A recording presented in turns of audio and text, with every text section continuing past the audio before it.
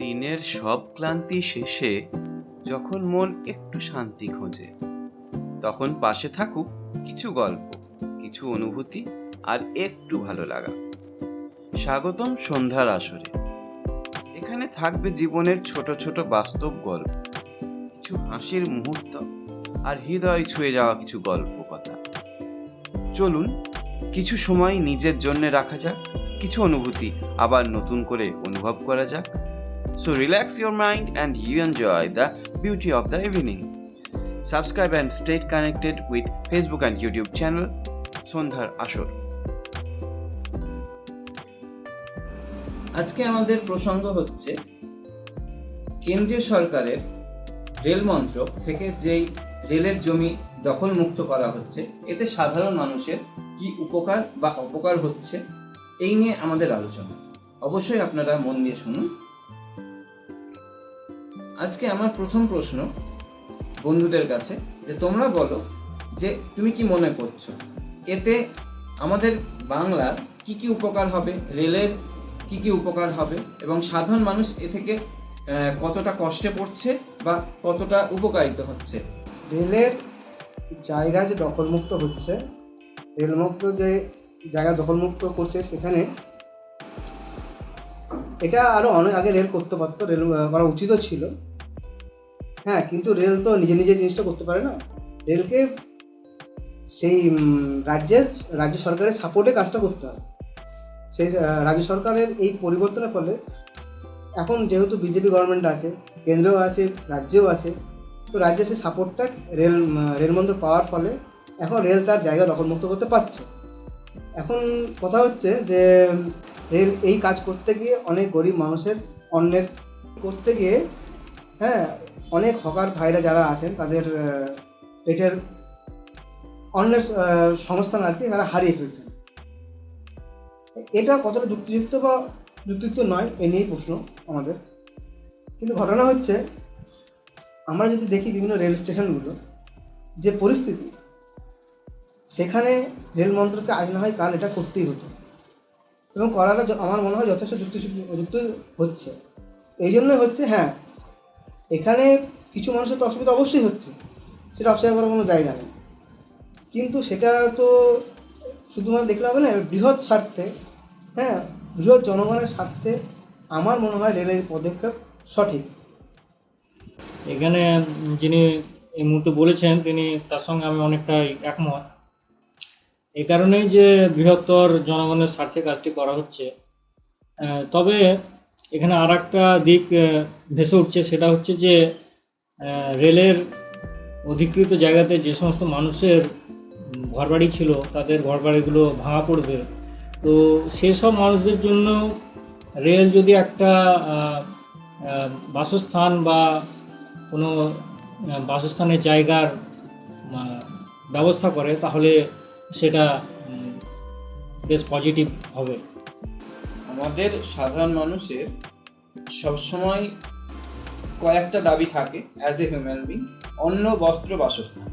আমি পুরোপুরি সহমত সরকারি কর্মকাণ্ডে, কিন্তু আমি ভাবছিলাম যদি সরকার থেকে তাদের একটু আগে সময় দেওয়া হয়, অ্যাটলিস্ট তারা অন্য জায়গায় শিফট করতে পারে, হুট করে তাদেরকে উচ্ছেদ না করে তাদের একটা প্রপার জায়গায় সুষ্ঠুভাবে রেখে তারপরে ওই অভিযানটা চালালে আমার মনে হয় অনেকজন উপকৃত হতো। এর সঙ্গে আমি এটাও বলছি যে শুধুমাত্র এই রেল প্রথমেই বলে যে আমার জমিতে কেউ কিছু করতে পারবে না, এখানে শুধু রেলেরই কাজ হবে। এটা আমরা ছোট থেকে শুনে আসছি, রেলের রাস্তাও রেল যাবে।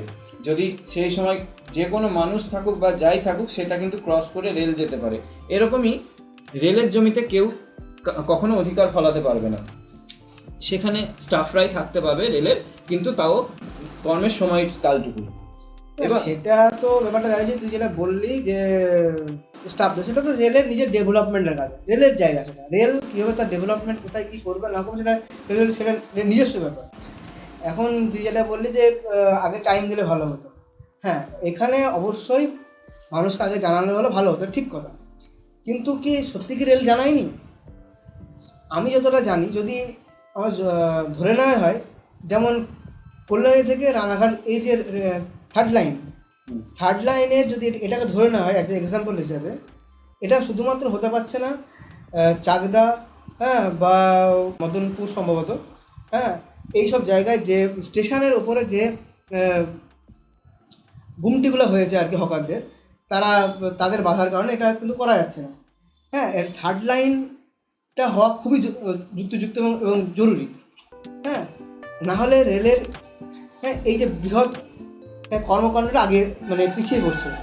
হ্যাঁ, আজকে আরও যে বেশি বেশি ট্রেনের দরকার মানুষের, জনসাধারণের প্রয়োজনে, সেটা রেল দিতে পারছে না।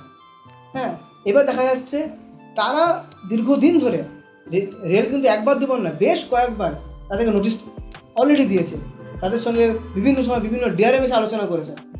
হ্যাঁ, তবুও তারা তাদের জায়গা থেকে সরতে চায়নি। তারা কিন্তু হ্যাঁ মিডিয়াতে আমি দেখলাম, শুনলাম যে যারা জনগণ রয়েছেন, ছিলেন আর কি, তারা কিন্তু দাবি করছে না আমাদেরকে কিছু বলা হয়নি, হঠাৎ করে 3 দিন আগে নোটিশ দিয়ে টাঙিয়ে গেছে এবং সকালবেলায় উঠে দেখছি ভেঙে দিতে চলে এসেছে বুলডোজারে, এবং বিভিন্ন বাহিনী আর কি, পুলিশ বাহিনী, কেন্দ্রীয় বাহিনী, জিআরপি, সিআরপি নিয়ে কিন্তু হঠাৎ করে উচ্ছেদ হচ্ছে। ইতিমধ্যে খবর পেলাম গতকাল হাওড়া স্টেশনেও নাকি এরকম একটা অভিযান হয়েছে। এবার আমার কথা হলো, উচ্ছেদ করছে সেটা তো সরকারের রেল মন্ত্রকের অধিকার রয়েছে, তাতে কারো কিছু করার নেই, বলার নেই। আমি অ্যাটলিস্ট বলছিলাম যে কিছুদিন যদি সময় দিয়ে তাদেরকে প্রথমবারেই মানে উঠিয়ে না দিয়ে তাদেরকে ভালোভাবে বের করে দেওয়া যেত, বা তাদের যে হুঁটহাট জিনিসপত্র ভেঙে দেওয়া হলো এবং বাহিনী নিয়ে বাড়ি ঘর ভেঙে দেওয়া হলো। ধরেন কোনো একটা চায়ের দোকানই বানিয়েছে, সে মাথার উপরে যে চালটা আছে সেটা টিনের, সে টিনটা ভেঙে দেওয়া ঠিক না, টিনটা নিয়ে যেতে পারতো, সে অন্য জায়গায় আবার কাজ করতে পারতো।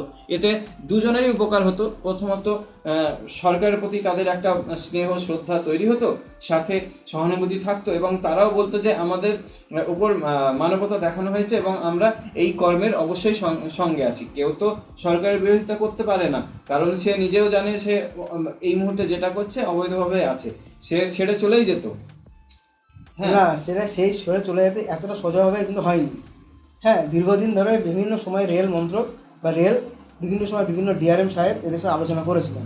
হ্যাঁ, কিন্তু যেহেতু বিভিন্ন সময় বিভিন্ন পলিটিক্যাল মানে স্থানীয় পলিটিক্যাল নেতাদের হাত তাদের মাথায় ছিল, হ্যাঁ, তাদের পাওয়ারেই আর কি তারা ওখান থেকে তাদেরকে তোলা যায়নি। হ্যাঁ, বা যে সরকার ক্ষমতায় ছিল আর কি, হ্যাঁ, সে সরকার কখনোই চায়নি যে তাদের এই হকারটা উচ্ছেদ হোক। হ্যাঁ, সেটা এক ধরনের একটা মানবিক দিক অবশ্যই, যে মানুষের তাতে অন্য সংস্থান হয়, সব ঠিক আছে, কিন্তু এটা বলা যায় না যে রেল বা তাদের নোটিশ দেন বা তার সঙ্গে আলোচনা করেনি। হ্যাঁ, বিভিন্ন সময় সে আলোচনা করেছে। এখন যদি যেটা দেখা যাচ্ছে এখন এত তাড়াতাড়ি হচ্ছে কেন? হ্যাঁ, এবার সবাই মনে হচ্ছে যে সরকার পরিবর্তনের সঙ্গে সঙ্গে জিনিসটা ঘটে যাচ্ছে, কিন্তু সরকার পরিবর্তনের সঙ্গে সঙ্গে জিনিসটা ঘটছে ঠিক, কিন্তু তার আগেকার যে ঘটনাক্রম সেইগুলোকে তো দেখতে হবে। যেমন আমি একটা উদাহরণস্বরূপ বললাম যে থার্ড লাইন হওয়ার সময়, হ্যাঁ, বেশ কয়েকবার ডিআরএম চেঞ্জ হয়ে গেল, 2-3বার ডিআরএম চেঞ্জ হয়ে গেছে, তবুও তারা মানতে চায়নি বা তোলা তাদেরকে যায়নি। এখন যদি বলা হয়, হ্যাঁ, এখন চিন্তা একটা টাইমের পরে তো কিছুটা ফোর্স ক্রিয়েট করতেই হবে, কারণ আজকে যদি থার্ড লাইনটা না হয়, যদি কথার কথা অ্যাকচুয়ালি নৈহাটি থেকে রানাঘাট পর্যন্ত থার্ড লাইন হওয়ার কথা ছিল, সেটা কল্যাণী পর্যন্ত হয়ে আটকে আছে, আর এটি হতে পারছে না, শুধুমাত্র এই হকার উচ্ছেদ করতে না পারার জন্য। আজ যখন রেল সেই সাপোর্টটা পাচ্ছে বর্তমান সরকারের কাছ থেকে, তো রেল তাড়াতাড়ি তার জায়গা উচ্ছেদ করতে চাইছে। ইভেন বেশ 2-1 বছর আগেকার ঘটনা বলি, আমাদের মুর্শিদাবাদের জিয়াগঞ্জ বা ভগবানগোলায়, হ্যাঁ, রেল লাইনের ধারে রেলের জায়গার উপরে, হ্যাঁ, অনেক মানুষ এসে বসতি গঠন করছে। হ্যাঁ, মানছি তারাও মানে অনেক যন্ত্রণা সহ্য করে বিভিন্ন সময় গঙ্গার ভাঙনে পড়ে, হ্যাঁ, তারা তাদের ঘর বাড়ি, হ্যাঁ, ছেড়ে আসতে বাধ্য হয়েছে, ছেড়ে মানে যেহেতু তাদের বিলীন হয়ে গেছে তাদের ঘর বাড়ি, সেই ক্ষেত্রে সেই জায়গাতে তারা উঠে এসে যারা এখানে বসস্থান করেছিল, এটা ঠিক। এরকম অনেক মানুষ আছেন, এটা অস্বীকার করা যায়নি, কিন্তু তাদের যে নোটিশ পায়নি বা নোটিশ দেওয়া হয়নি এটা এমনটা নয়, তাদেরকে একটা সার্টেন পিরিয়ডের জন্য রেল থাকতে দিয়েছিল। হ্যাঁ, কিন্তু সেই সার্টেন পিরিয়ডের পরে আজ এত বছর হয়ে গেল, রেল যখন তার ডেভেলপমেন্টের জন্য জায়গা চাইছে, তারা জায়গা ছাড়ছেও না। রেল তো তাদের দীর্ঘস্থায়ীভাবে পারমানেন্টলি তাদের জায়গাটা দেয়নি, মুর্শিদাবাদে একখানা অংশ রয়েছে ওই নরসিপুর ব্রিজ, যেটা অনেক দিন কিন্তু স্থগিত রয়েছিল জমি না দেওয়ার ফলে, যতদূর সম্ভব। জানি না এটা কতটা ঠিক বা ভুল। ওই টপিকটা আলাদা, ওটা মানুষের ব্যক্তিগত মানে মানে জমি, ঠিক আছে, মানুষ দিতে চায়নি, তাদের মানে যারা দাবি করেছিল, তাদের চাকরির দাবি করেছিল, রেল সেটা মানতে চায়নি। হ্যাঁ, সেটা অন্য বিষয়। আর এখানে আসছে হকার উচ্ছেদের বিষয়।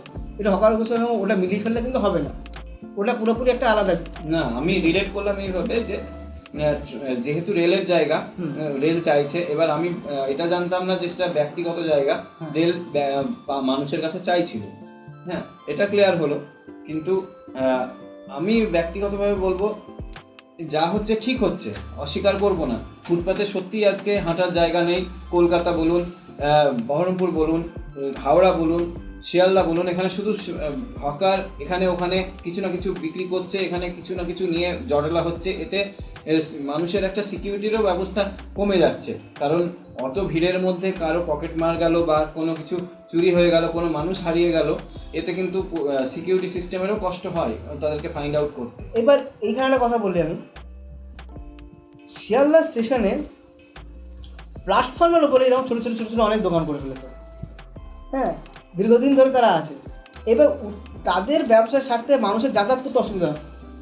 মানুষের রেল প্ল্যাটফর্মগুলো তো অ্যাকচুয়ালি ওটা ব্যবসা করার জায়গা নয়। ওই জায়গাটা অ্যাকচুয়ালি মানে ট্রেন এসে দাঁড়াবে, মানুষ উঠবে এবং নামবে, মেন আসল উদ্দেশ্য এটাই। সেই জন্য প্ল্যাটফর্মগুলো। এইবার যদি সেখানে দেখা যায় মানুষ উঠতে নামতে চলাফেরা করতে অসুবিধা হয়ে যাচ্ছে, কেন? তাদের কিছু মানুষের ব্যবসার জন্য। কিন্তু কিছু মানুষ ওই 2-10 জন 5 জন একটা প্ল্যাটফর্মে আছে, আর ওই প্ল্যাটফর্মে প্রতিদিন শয়ে শয়ে হাজার হাজার মানুষ নামছে বা উঠছে, তাদের যাতায়াত ব্যবস্থা। তাই ওই 10টা মানুষের স্বার্থ দেখতে গিয়ে এই বৃহৎ জনগণের মানে প্রতিদিন তাদের বিভিন্ন রকম অসুবিধার সম্মুখীন হতে হচ্ছে। এইটা তো মানে বাঞ্ছনীয় নয় বা গ্রহণযোগ্যও নয়। হ্যাঁ, তবুও বলবো যে যদি এদেরকে একটা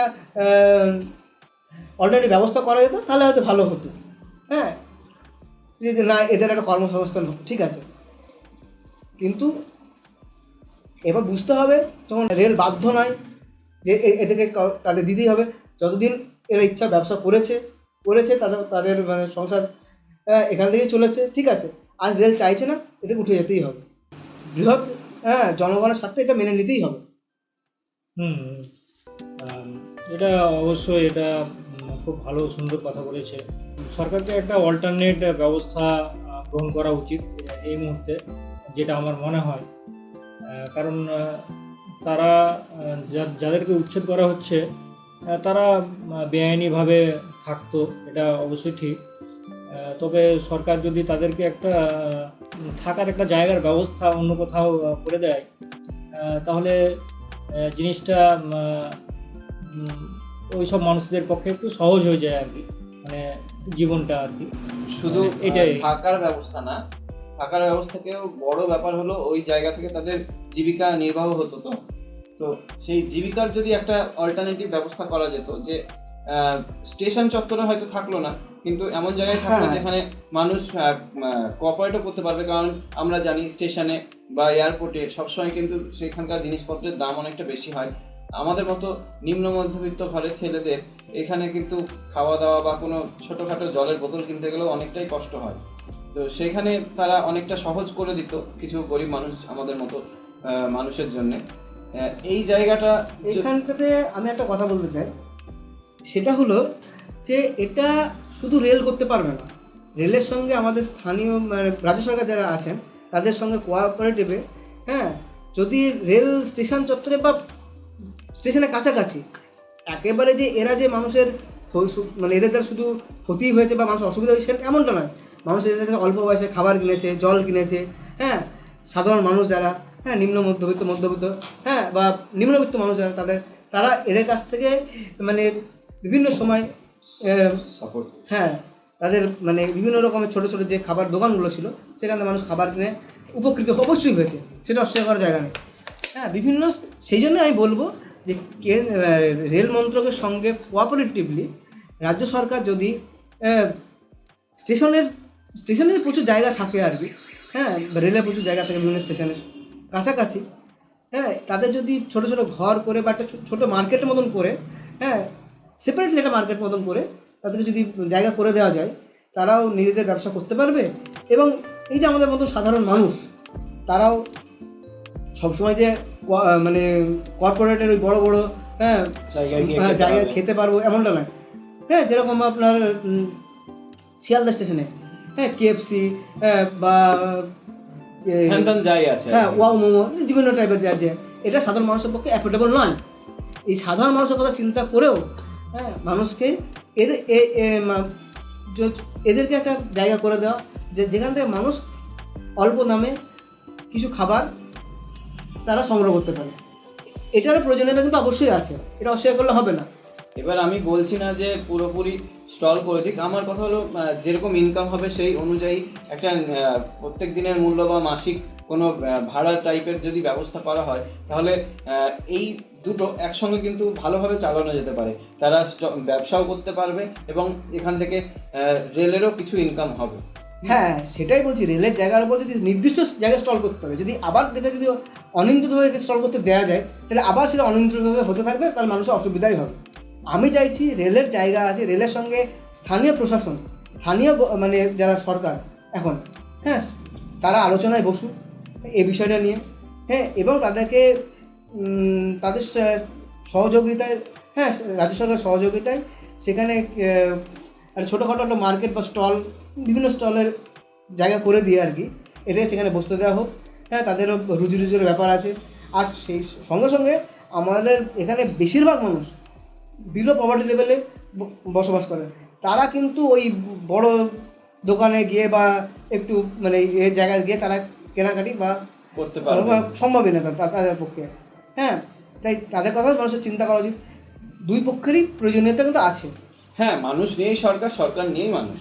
তো দুজনের একটা কোলাবোরেশনে যদি সুন্দর একটা পথ বা উপায় বের করা যায়, তাহলে কিন্তু এই নতুন সরকারের ওপরে মানুষের নির্ভরযোগ্যতা এবং আস্থা দুটোই বাড়বে।